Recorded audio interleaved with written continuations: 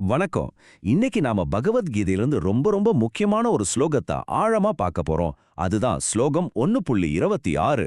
ஏன் இது இவ்வளவு முக்கியம்னா, அர்ஜுனனோட மனசையும் மகாபாரத போரோட போக்கையுமே மாத்தின ஒரு தருணம் இது.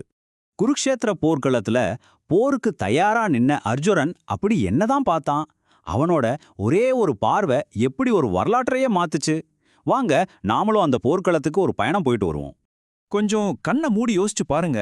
ரெண்டு பக்கமும் பிரம்மாண்டமான படைகள், நடுவுல கிருஷ்ணர் ஓட்டுற தேர்ல மாவீரன் அர்ஜுனன் நிக்கிறான். ஒரு சாம்ராஜ்யத்தோட தலையெழுத்தையே மாத்தப் போற ஒரு பெரிய போர், அதுக்கு அவன் தயாரா இருக்கான். அந்த முக்கியமான கட்டத்துல கிருஷ்ணர் சொல்றாரு, 2 படைகளையும் பாருன்னு. அர்ஜுனனும் பார்க்கறான். எதிரி படைய மட்டும் இல்ல, தன்னோட படையையும் சேர்த்து. அப்போதான் அவனுக்கு ஒன்னு புரியுது. அடடா, அங்க நிக்கிறவங்க வெறும் போர் வீரர்கள் இல்லையே. சரி, இப்ப நாம அந்த ஸ்லோகத்தை முழுசா கேட்க போறோம். அதோட அர்த்தத்தை நாம அப்புறமா அலசி ஆராயலாம்.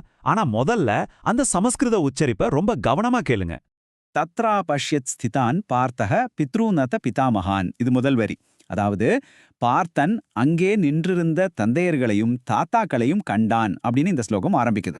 ஆச்சாரியான் மாதுலான் பிராத்ரூன் புத்ரான் பௌத்ரான் சகீன்ஸ்ததா. இப்ப 2வது வரி. இதுல அவன் பார்த்த லிஸ்ட் இன்னும் பெருசாகுது. ஆசிரியர்கள், தாய்மாமன்கள், சகோதரர்கள், மகன்கள், பேரன்கள், அப்புறம் நண்பர்கள், இப்படி போய்கிட்டே இருக்கு. ஸ்வசுரான் சுஹுர்தச்சைவ, இல்ல மாமனார்கள், அப்புறம் அவனோட நலன் விரும்பிகள், அவங்களையும் பார்க்கறான். சேனையோர் உபயோரப்பி. கடைசி வரியில தான் அசல் விஷயமே இருக்கு. இந்த எல்லா உறவினர்களும் ஒரு படையில இல்ல, 2 படைகள்லமே இருந்தாங்கன்னு இது சொல்லுது. இதுதான் ஸ்லோகம் 1.26. சரி, வாங்க இதோட ஆழமான அர்த்தத்துக்குள்ள இப்ப போகலாம். சரி, இந்த ஸ்லோகத்தோட இதயத்துக்குள்ள போறதுக்கு நாம ரெடி. இப்போ ஒவ்வொரு வார்த்தையா பிரிச்சு மேய்ஞ்சு அதோட உண்மையான அர்த்தம் என்னன்னு பார்க்கலாம் வாங்க. முதல்ல தத்ர, இதுக்கு அர்த்தம் அங்கே. அங்கே அந்த போர்க்களத்துல 2 படைகளுக்கும் நடுவுல. இந்த இடம் ரொம்ப ரொம்ப முக்கியம். ஏன்னா அங்கதான் இந்த மொத்த காட்சியுமே நடக்குது. அடுத்து அபஷ்யத். சிம்பிளா சொன்னா அவன் கண்டான். ஆனா இது சும்மா கண்ணால பாக்குறதில்ல. இது ஒரு ரியலைசேஷன், ஒரு ஆழமான உணர்தல். அந்த மொத்த சூழலையும் அர்ஜுனன் அப்படியே உள்வாங்கிக்கிறான். அடுத்த வார்த்தை பிதாமகான், அதாவது தாத்தாக்கள். பீஷ்மர் மாதிரி தனக்கு ரொம்ப மரியாதைக்குரிய யாரு மடியில எல்லாம் உட்கார்ந்து வளர்ந்தானோ அவங்களையெல்லாம் பார்க்கறான். இது ரொம்ப முக்கியமான வார்த்தை.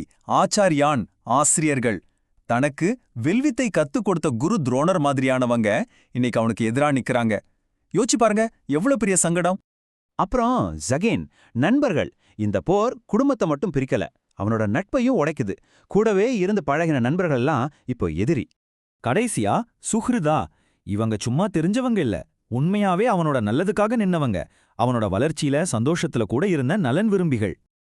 இதுவரைக்கும் நாம வார்த்தையா பார்த்தோம் இல்லையா? சரி, இப்போ இது எல்லாத்தையும் ஒன்னா சேர்த்து பார்க்கலாம். அப்பதான் அர்ஜுனனோட மனக்குழப்பம் எவ்வளோ பெருசுன்னு நமக்கு முழுசா புரியும். வாங்க, அவன் யார் யாரெல்லாம் பார்த்தான்னு ஒரு லிஸ்டா பார்ப்போம். இந்த லிஸ்ட பாருங்க.